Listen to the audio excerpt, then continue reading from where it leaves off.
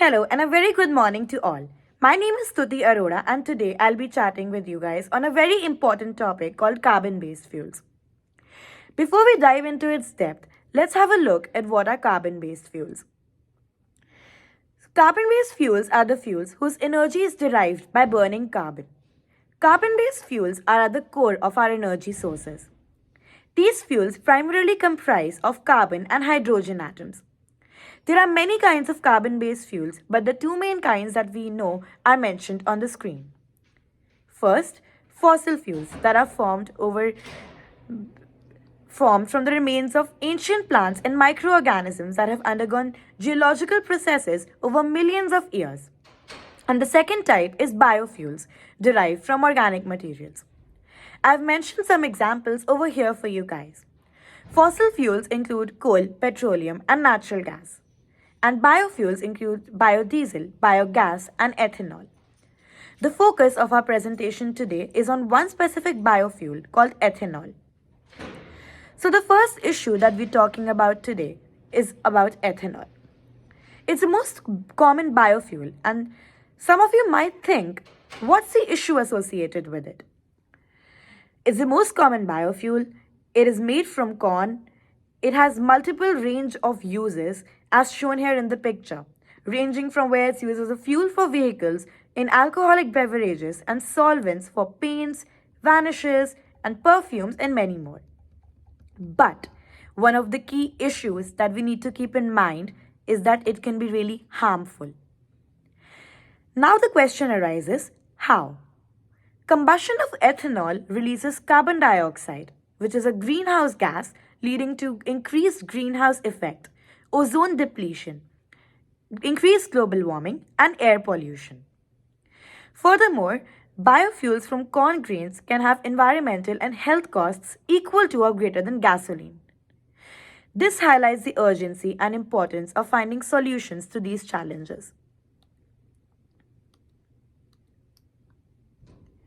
Therefore, let's look at ways to tackle the problem. Our first step in tackling the issue is to encourage a shift from corn-based biofuels to cellulose ethanol. Research suggests that cellulosic ethanol can offer more health and environmental benefits than previously recognized.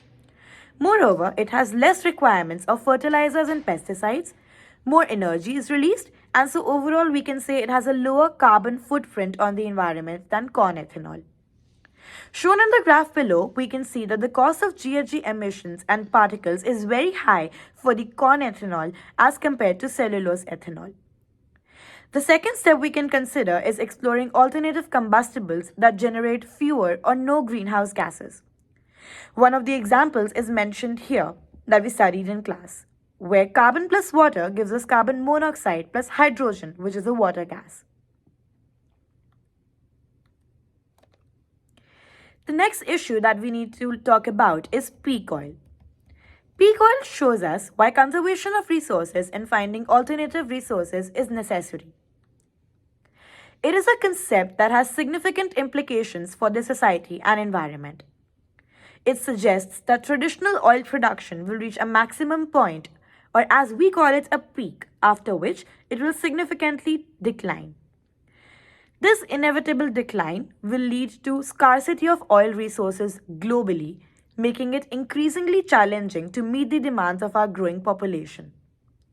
Oil prices are likely to remain high and continue to rise over time, impacting not only our access to oil but significantly impacting the agricultural sector, oil-independent industries, and the economy as a whole. Therefore, it should be our utmost priority to prepare for peak oil. But what measures can we take to do so? There can be many small things that a person can do on a personal level to conserve our finite resources, but some major ones are listed up here. So for one, we should implement energy audits which allow us to know where energy consumption can be reduced. 2. We can encourage the shifting of fuels to non-fossil transport fuels and using electrical vehicles. 3. We should stockpile emergency reserves and have backup resources that could be supplied in case of sudden interruptions. 4. We should encourage public transport over private transport. reducing congestion and lowering greenhouse gas emissions. Finally, develop a sustainable and compact energy plan that is compact by measures such as introducing energy efficiency and conservation programs, public energy awareness campaigns, etc. By adopting these measures, our communities can enhance energy security, reduce environmental impact, and work toward a more sustainable energy future. In conclusion, it is imperative that we take an action on now to secure a more sustainable energy future tomorrow. Thank you for your patience and let's all work together to create a brighter and better tomorrow. Thank you.